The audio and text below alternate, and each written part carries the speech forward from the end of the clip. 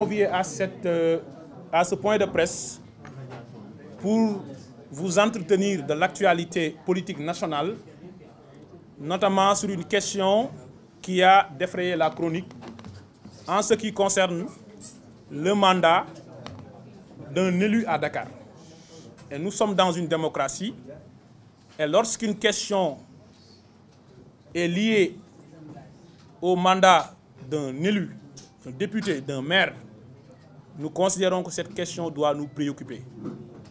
Et en tant que Dakarois, puisque je vous ai convié à ce point de presse, en ma qualité de secrétaire général de la section communale de Pastef Grand Yoff, donc militant d'un parti politique à Dakar, mais électeur inscrit sur les listes électorales de Dakar. Et c'était pour évoquer deux questions. La première question est relative à la révocation. La première question est relative à la radiation de M. Barthélémy Toye Dias de la liste des députés. Et lorsqu'un acte est pris par une autorité judiciaire ou administrative, la question pertinente qu'il faut se poser est de savoir quel est le régime juridique applicable. Ou cet acte tire sa source de quel texte de loi, de quelle disposition législative ou de quelle disposition réglementaire. Et en l'espèce, nous vous renvoyons aux dispositions pertinentes de l'article 61 de la Constitution du Sénégal et de l'article 51 du règlement intérieur de l'Assemblée nationale, qui est d'ailleurs une loi organique. Et qu'est-ce que l'article 61 de la Constitution nous dit?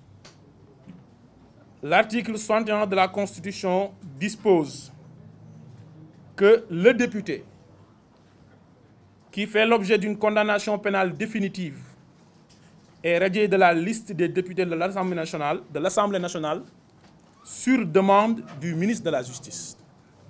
La même disposition a été reprise expressément et à la lettre par le règlement intérieur de l'Assemblée nationale en son article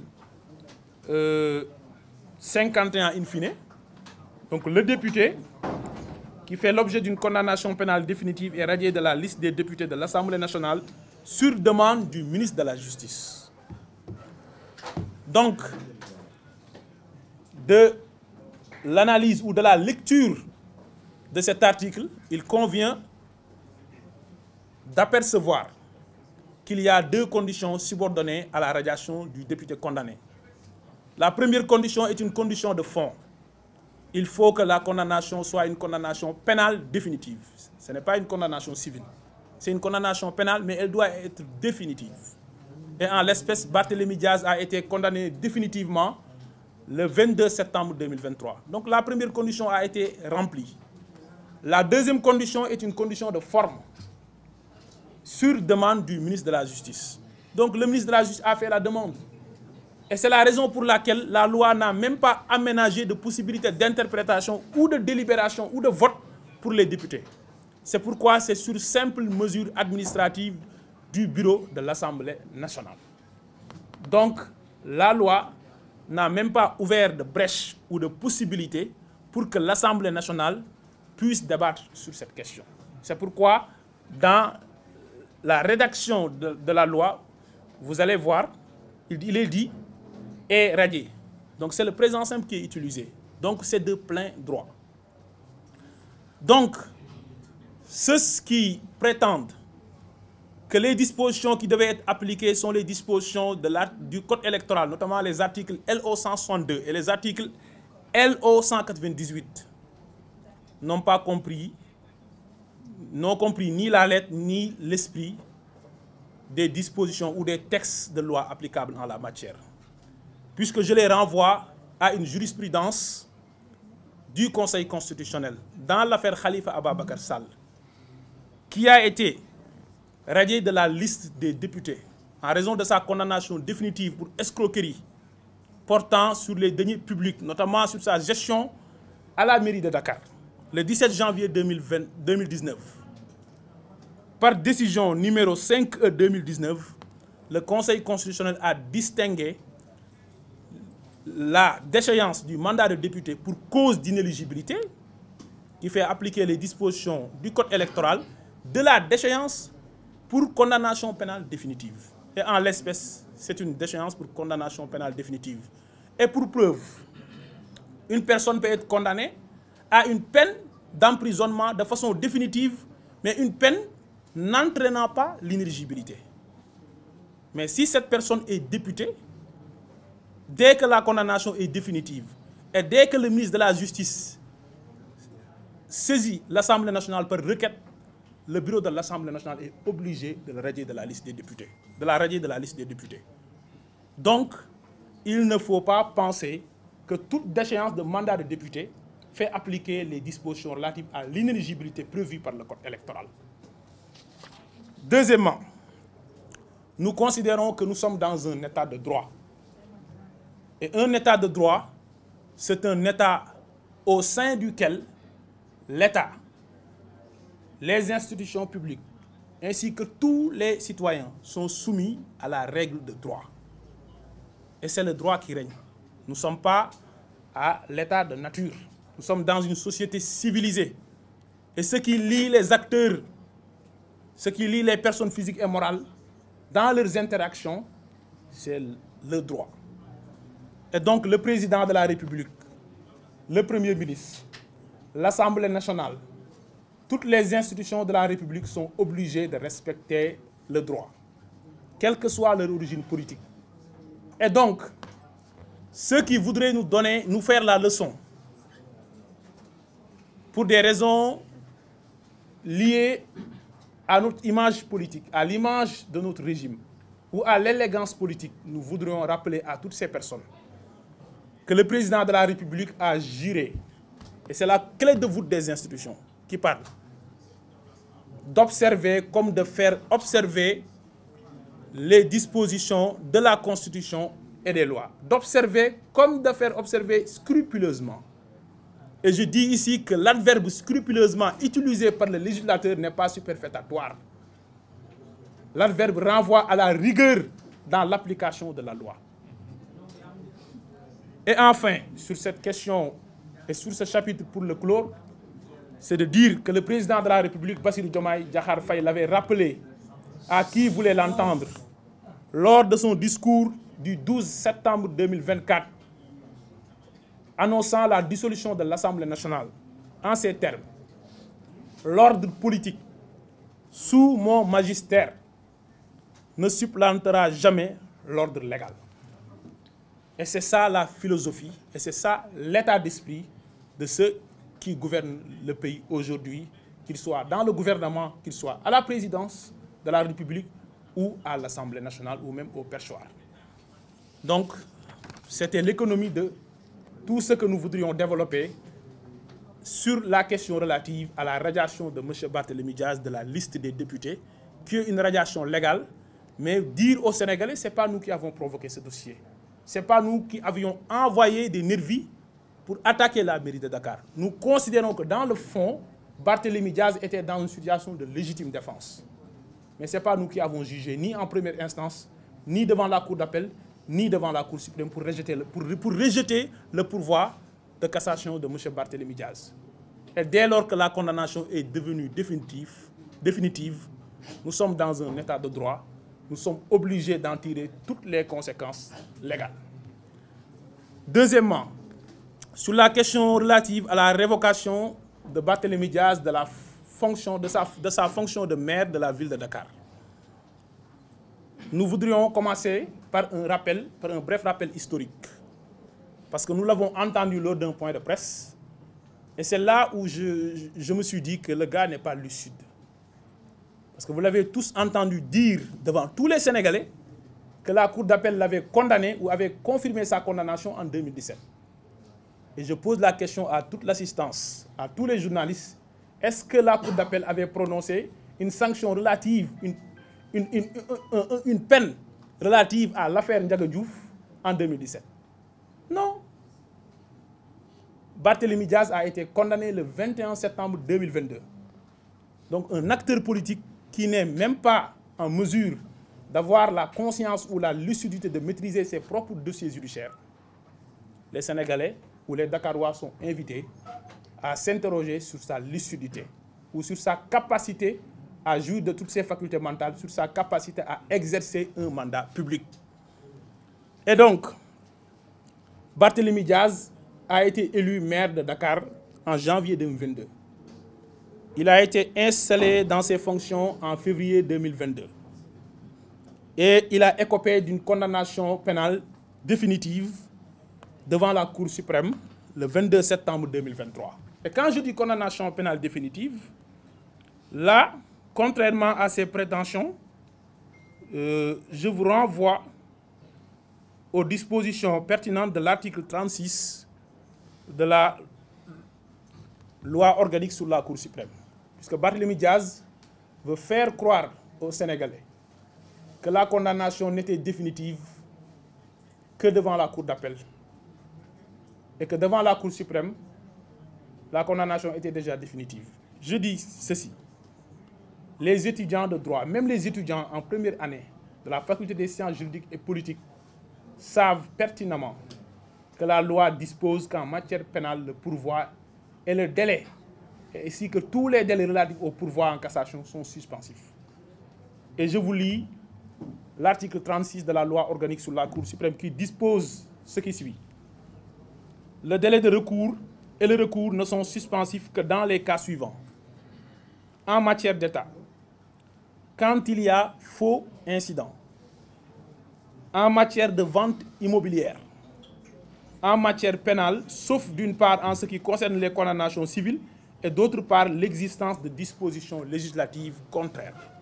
Donc en matière pénale, le délai de recours et le recours devant la Cour suprême sont suspensifs. Donc la condamnation de Barthélémy Diaz, intervenue le 22 décembre 2023, a été définitive. Donc n'a pas été définitive en 2022, mais en 2023. Et dès lors, des conséquences juridiques vont s'appliquer. Et là, nous nous interrogeons sur deux éléments. Premièrement, la révocabilité. Je dis bien la révocabilité de Barthélémy Diaz en tant que maire de Dakar.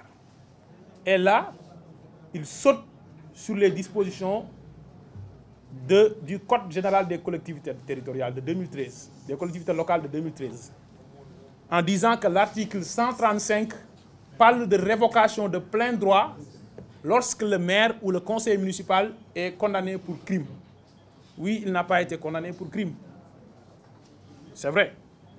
Mais il oublie que l'article 140, sans être limitatif, cite d'autres délits. Mais ça ne nous intéresse pas. Cela ne nous intéresse pas. Ce qui nous intéresse, c'est l'autre conséquence de droit. C'est l'inéligibilité. Et il l'a lui-même reconnu. Puisque l'article L29 du Code électoral dispose que ne peuvent plus être inscrits sur les listes électorales ceux qui sont condamnés à plus de 3 mois d'emprisonnement sans sursis. Et Barthélémy Diaz a été condamné à 2 ans, dont 6 mois ferme. Donc plus de 3 mois sans sursis. Et dès lors, il tombe sous le coup de l'inéligibilité. Alors, qu'est-ce que l'article L277 nous dit? L'article L277 du Code électoral nous dit que tout conseiller municipal qui, pour une cause quelconque, se trouve dans l'un des cas d'inéligibilité ou d'incompatibilité prévus par la loi, peut être, à toute époque, déclaré démissionnaire par le représentant de l'État, sauf recours devant la Cour d'appel dans les 10 jours suivant la notification. Et il poursuit, tout électeur municipal peut saisir le représentant de l'État ou la Cour d'appel lorsqu'il constate un cas d'inéligibilité ou d'incompatibilité. Et ici, la loi parle de cause quelconque. Donc, quel que soit le fait ayant causé l'inéligibilité. Ensuite, la loi parle de, à toute époque, que l'inéligibilité ou la condamnation pénale ayant entraîné l'inéligibilité intervienne avant l'exercice du mandat ou avant l'élection ou après l'élection. La loi parle de à toute époque. La loi dit à toute époque. Donc, M. Barthélémy Diaz sait pertinemment que son mandat de maire de la ville de Dakar, il ne peut plus l'exercer. Il est à tout moment, et il est aujourd'hui sur siège éjectable. Et c'est ça la vérité. Et il appartient aux autorités compétentes, notamment aux autorités administratives, d'en tirer toutes les conséquences de droit et dans toute la rigueur. Et je voudrais terminer en disant qu'en tant que Dakarois et en tant que jeunes, nous considérons qu'il doit être révoqué pour 3 raisons.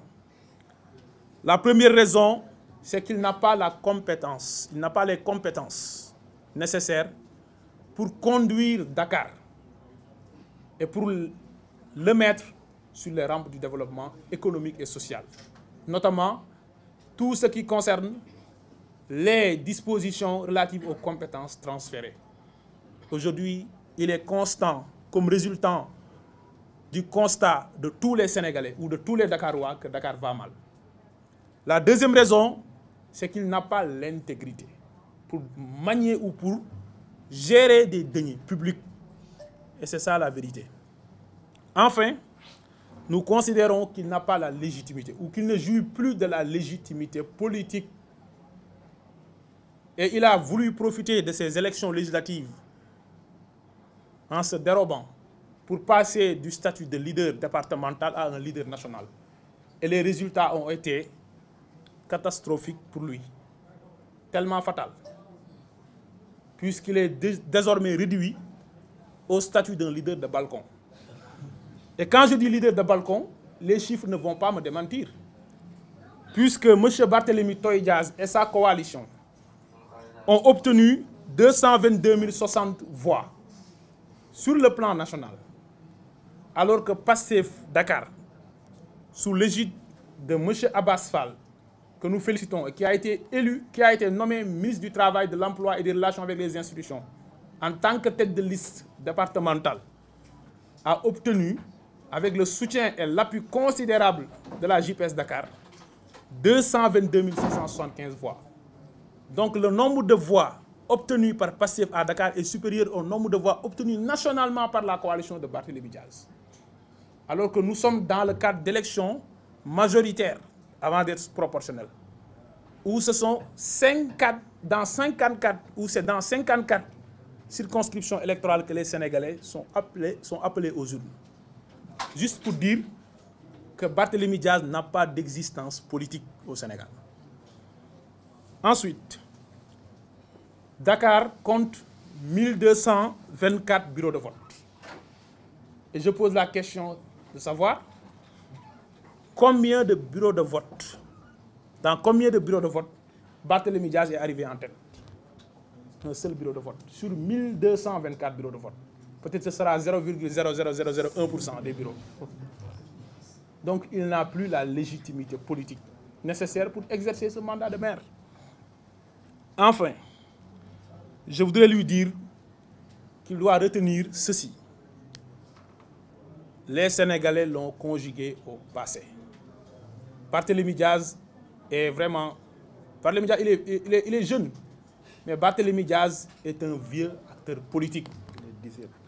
Aujourd'hui, Barthélémy Dias n'a qu'un seul moyen d'existence, la rhétorique de l'injure, la rhétorique des insanités, la rhétorique des gros mots. Et nous considérons qu'un tel acteur politique n'a plus de raison d'exister dans l'échiquier ou dans le champ politique sénégalais. Aujourd'hui, les résultats des élections législatives précédentes ont permis aux citoyens sénégalais d'assainir définitivement le champ politique sénégalais. Maintenant, cap sur le travail, focus sur l'agenda national de transformation 2050 avec le plan quinquennal 2025-2029 pour atteindre l'électrification universelle, l'accès universel des Sénégalais à l'électricité, l'accès universel à l'eau, et ça, c'est à l'horizon 2029. Ce sont les questions qui nous préoccupent et nous considérons que les Sénégalais sont suffisamment conscients pour ne pas être manipulés par un ex-député et par un futur ex-maire de Dakar. Je vous remercie.